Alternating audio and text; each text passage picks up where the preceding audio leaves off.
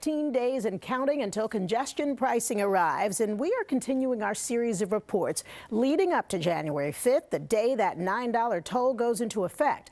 Tonight, we look into concerns that congestion pricing could send more traffic into Staten Island, and that could make air quality issues even worse in an area that already has higher rates of asthma and respiratory illnesses than many other parts of the city. But the MTA says the toll will actually be good for the borough.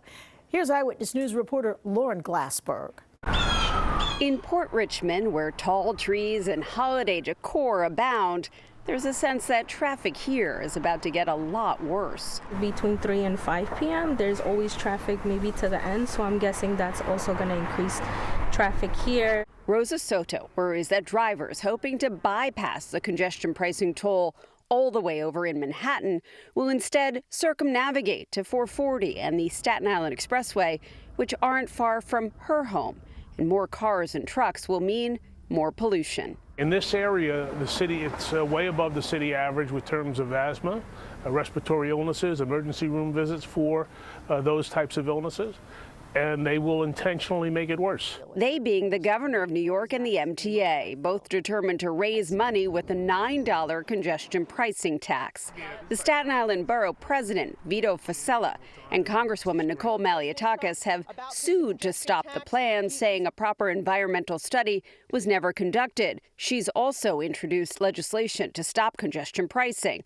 But it may come down to one man. I do believe at the end of the day, President Trump is with us. He said publicly that he is against congestion pricing and that he will use his authority to stop it when he takes office. Many people call congestion pricing a money grab, and Staten Islanders are feeling particularly robbed. They already have to pay to cross the Verrazano Bridge, and many people drive here because of the lack of subway service. We have a ferry, but we have no train, right?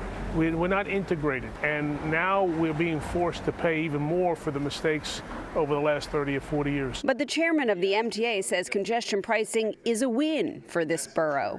80% of people on Staten Island who come to the Central Business District take mass transit, and they will benefit from this, but so will drivers. And he says they're investing in buses that Rosa may reluctantly ride. It will take a longer time, of course, to get into the city. So it kind of, wastes a little bit of time if we are doing the transit commute. But a longer commute is one thing congestion pricing is meant to fix.